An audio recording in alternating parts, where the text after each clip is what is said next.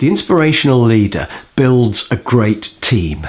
And I think it's obvious that you can't be a leader without a team. You have to have a team, and you're only as good as your team. So it's obvious you have to build a great team. And there's been a lot of books written about this, a lot of theories. And I just want to cover some of my favorite tips, I think, for building teams in this video. So the first one is always have a weekly meeting with your team. People won't feel like a team unless they sit down round a table. And people say to me, oh, we haven't got time, or we don't need it. It's open plan. We see each other anyway. Yes, you see each other one-to-one, but you don't all sit round a table and actually talk about stuff. So I think that weekly meeting is really key. The second team building idea is to have some social events outside work. Again, it's tricky because some people don't like different types of event. It's not everybody's idea of fun to go to a crazy party or to drive go-karts or go for a big long walk or whatever it might be. But if you can have a variety of social events so there's always something for everybody, then that does build teams, no doubt about it. I think it's important to do that. My next point is the environment. Ideally, you'd have a working environment that encourages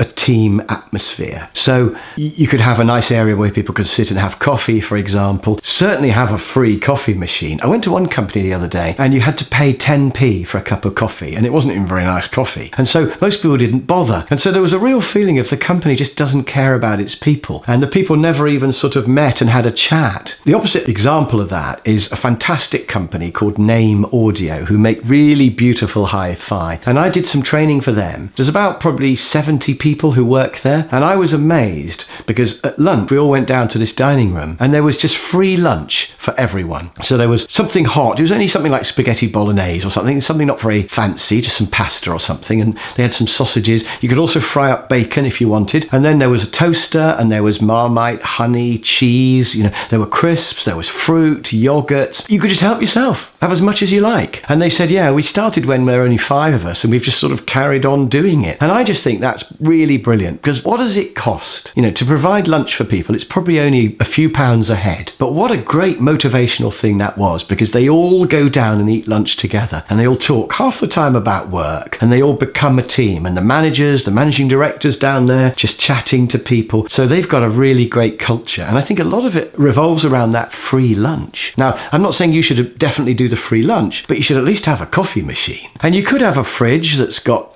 cans of Coke in or something like that. It just makes people a little bit more, just feeling like they're at home or relaxed, a feeling of belonging, really. So that's another thing you can do. Just think about that working environment. At least have a nice meal room where people can go and chat when they have their break. You can also give people team objectives rather than individual objectives. You could say, okay, team, I want you to work on this, and give the team an objective. They could decide how they do it, and you can give them team challenges where you say, okay, I want you to do this. It's quite difficult. I don't know how you're going to do it, but I know you can do it. And give the team some quite challenging objectives. You can also give them empowerment within the team. So you could say, here's the bonus that we've earned this year or this month. You can decide how you divide it amongst yourselves. Now, that's quite a thing to do. A friend of mine does this, and he says to them, you decide how to divide it.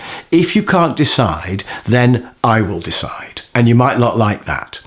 And what always happens is they always decide, and they don't just do it equally. They're really good about it. If someone's had a good year, they say, no, Louise, you've had a good year. You should have more. And well, they're going, no, I haven't had a very good month, or I don't think I deserve as much of the bonus. And it's amazing actually how honest they are if you do that. So they could divide the bonus, or they could certainly just divide the work up. You could say, this is the job. You decide how you want to divide it. And they could decide on what hours they want to work and how they're going to do it. So empowerment within the team is a way to strengthen the team. But a final thought about this is, I think you have to be prepared to intervene if there's a problem. So if someone doesn't fit in the team, then you have to take that person out of the team. However good their individual performance might be, if they're not a team player, if they're upsetting the others in the team, and if they don't fit, you have to take them out of the team. But I'm going to come back to that later. So there are some thoughts about building the team.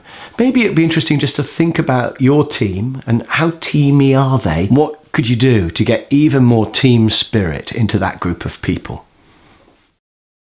So that's the end of the section on people and the importance of focusing on the people rather than the task. Because in the end, people are all you've got. They're your number one resource. They're your most expensive and your most important resource. And you absolutely have to get that right. So I hope you got some good examples. The main thing is, remember that to know and not do is to not know. So if you think you know all that stuff, but you're not doing it for some reason, that's no good.